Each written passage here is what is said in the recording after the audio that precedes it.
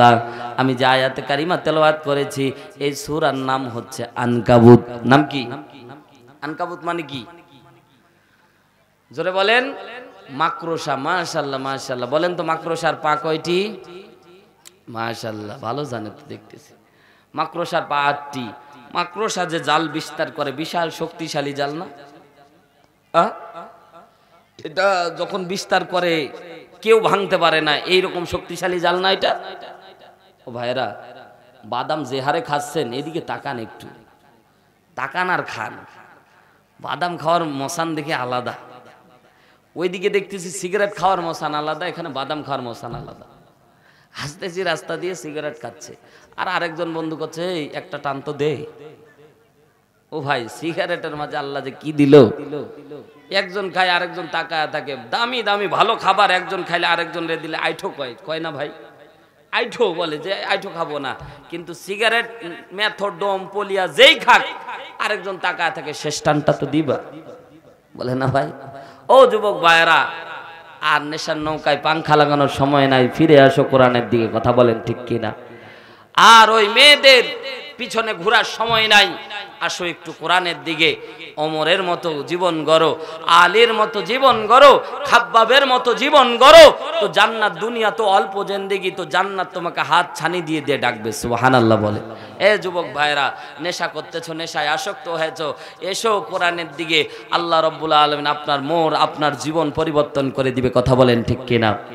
হাতে আমার তসবিহ কোরআন, চক্ষু দুইটা লাল, মুয়াজ্জিনের আযান শুনে হয় আমার সকাল, কথা বলেন ঠিক কিনা?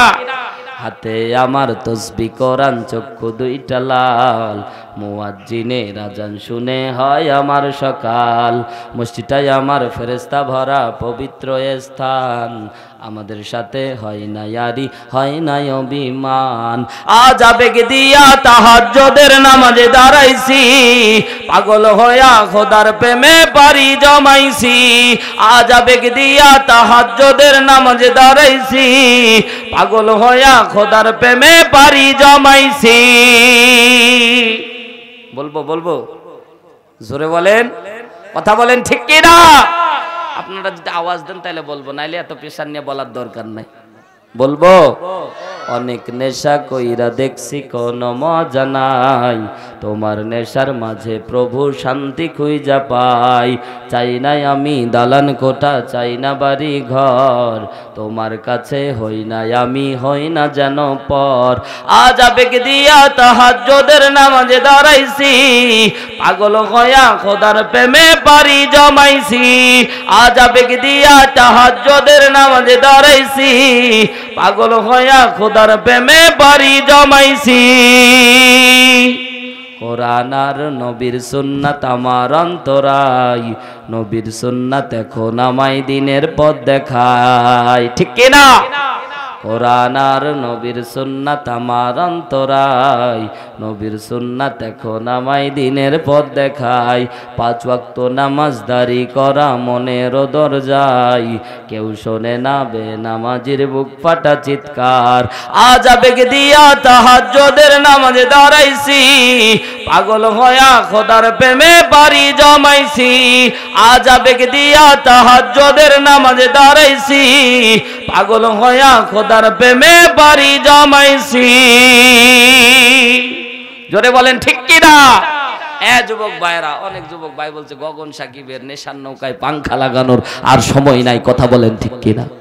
সম্মানিত ভাইরা আমার, বলতেছিলাম আনকাবুত মাকড়সার উদাহরণ। আল্লাহ রাব্বুল আলামিন মাকড়সার নামের কেন একটি সূরা দান করলেন, একটু সামান্য বুঝিয়ে সামনের দিকে অগ্রসর হব।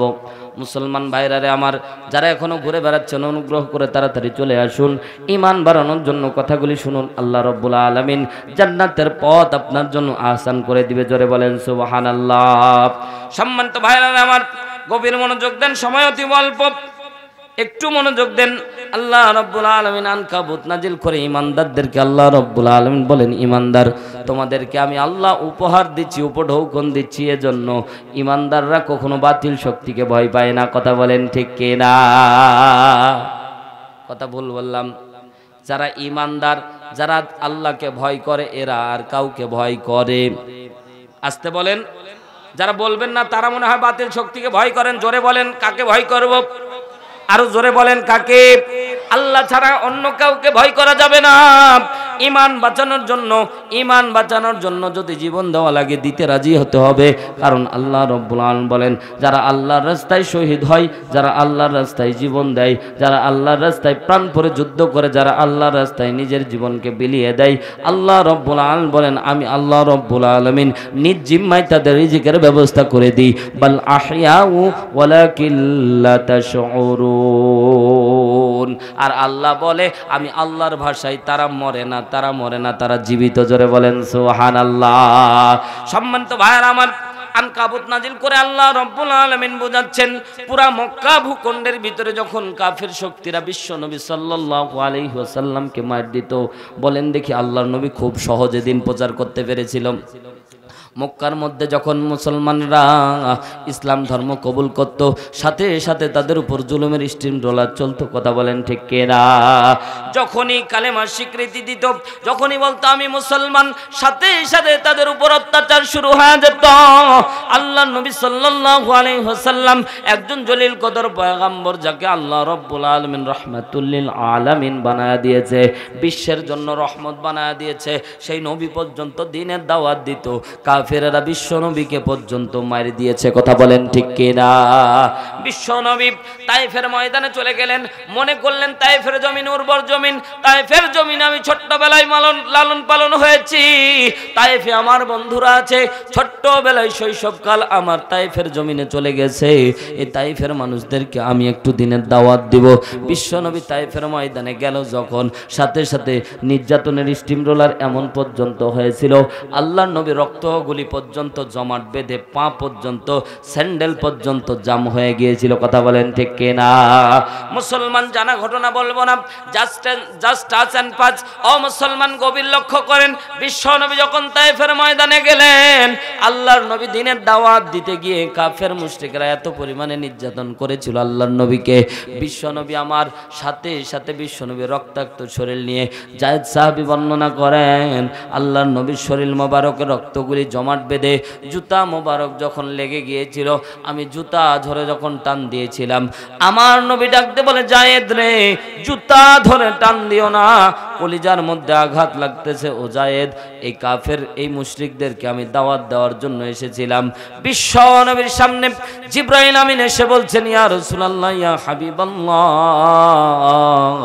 আপনি শুধুমাত্র অনুমতি দেন, অর্ডার দিয়ে দেন, তাইফের দুই দিকের পাথর চাপা দিয়ে পিষে, যেমন মা বোনেরা শিলপাটায় যেমন আদা কিংবা রসুন কিংবা পেঁয়াজ পিষে, জিবরাইল বলছেন, ইয়া রাসূলুল্লাহ, আপনি শুধুমাত্র অনুমতি দিতে দেরি হবে, পুরা তায়েফের মানুষদেরকে আমি পিষে দিব।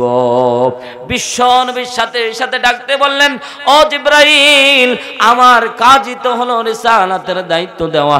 ইয়া আইয়ুহার রাসূল, আল্লাহ বলে, বাল্লিগ মা উনজিলা ইলাইকা মির রাব্বিক, আল্লাহ বলে, হাবিব আপনার দায়িত্বই হচ্ছে দাওয়াত দেওয়া, রিসালাতের দায়িত্ব মানুষের মাঝে প্রচার করে দেওয়া।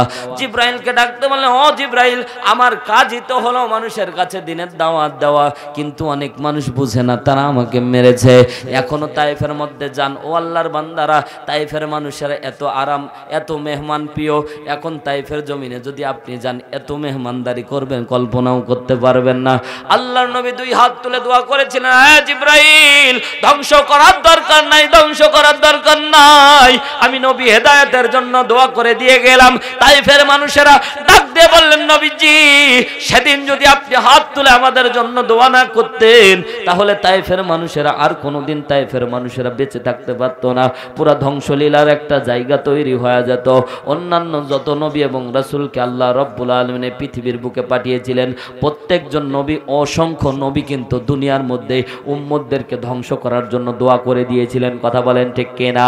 কিন্তু আপনার আমার নবী কোনদিন দোয়া করে নাই, বরং ওই দোয়াটা আল্লাহ রাব্বুল আলামিনের হাবিব বিশ্ব নবী আপনার আমার পয়গম্বর ওই দোয়াটা রেখে দিয়েছেন।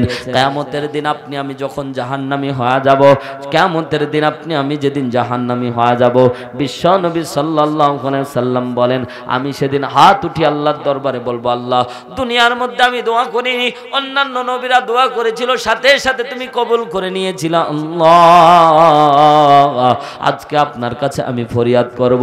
কি ফরিয়াদ? বলে আমার উম্মতেরা জাহান্নামী উম্মতদেরকে জান্নাতি করা লাগবে। সাথে সাথে আমার আল্লাহ বলবে হাবিব সিজদার মধ্যে থাকবেন না, সিজদার মধ্যে আল্লাহর নবী কান্না করবে। আল্লাহর নবীকে আল্লাহ বলবেন হাবিব মাথাটা উঠান, আজকে আপনি যা চাইবেন আমি আল্লাহ আপনাকে তাই দান করে দিব। বুঝাতে চাচ্ছি মুসলমান, আল্লাহর নবী তাইফের ময়দানে তাদের জন্য বদদোয়া করলেন না। নির্যাতন কত পরিমাণে চলতেছে, আল্লাহর নবী হাতিমে কাবার মধ্যে নামাজের জন্য দাঁড়ালেন, সাথে সাথে আবু জেহেল লক ফিট করে দিল। সবচেয়ে উটের নারী ভুঁড়ি যত আছে, খারাপ উটের নারী ভুঁড়ি সব আল্লাহর নবীর মাথার উপরে চাপিয়ে দেওয়া হলো। আল্লাহর নবী যখন সিজদার মধ্যে গেলেন, সাথে সাথে উটের নারী ভুঁড়ি এমন ভাবে চাপিয়ে দেওয়া হয়েছে, আল্লাহর নবী আর শ্বাসকষ্ট শুরু হয়ে গেছে। আল্লাহর নবী মাথাটা উঁচু করতে পারতেছেন না। পিছন থেকে একজন সাহাবী যখন দেখতে পেলেন, সাথে সাথে কাফেরদেরকে ঘুষি মেরে ডান দিকে ফেলে দিয়ে আল্লাহর নবীর মাথার উপর থেকে ওই উটের নারী ভুঁড়িগুলি সরিয়ে দিয়ে আল্লাহর নবীকে নিয়ে বাড়ি চলে গেলেন। বিশ্ব নবীর শরীর দিয়ে দুর্গন্ধ বের হচ্ছে, পচা নারী ভুঁড়ির গন্ধ। ও আল্লাহর বান্দারা, আল্লাহর নবী সাল্লাল্লাহু আলাইহি ওয়াসাল্লাম দিনের দাওয়াত দিয়েছিলেন কত কষ্টে, কত কষ্টে। কিন্তু আজকে দুঃখ আর পরিতাপের বিষয়, সে দিনের দাওয়াত দিয়ে আমরা হুজুরেরা অনেক আরামে, জোরে বলেন না কেন, আজকে হুজুরেরা আমরা দিনের দাওয়াত দিই অনেক আরামে। ও আল্লাহর বান্দারা, সেই দিনের দাওয়াত, একই দিনের দাওয়াত আল্লাহর নবী নিজে যে রিসালাতের দায়িত্ব পেয়েছে, যার উপর আল্লাহ 30 পারা কোরআন নাজিল করেছে, জান্নাতি মুখ দিয়ে জান্নাতি পরিবেশে যখন বিশ্বনবী দিনের দাওয়াত দিত, তারপরেও আল্লাহর নবী মাইর খেত। কিন্তু বর্তমান সময়ে অসংখ্য আলেম আছে যারা টাকার জন্য বক্তব্য দিতে আসে না। কথা বলেন না কেন ভাই? টাকা কন্টাক্ট করে, আছে না? ও ভাই আছে না? 40,000 লাগবে, 50,000 লাগবে, 60,000 লাগবে, অগ্রিম পে না করলে আসে না। এরাও দিনের দাওয়াত দিচ্ছে। ও ভাই, এজন্য তো বাংলাদেশের মধ্যে তাফসীর মাহফিলের অভাব হয় না, কিন্তু হেদায়াত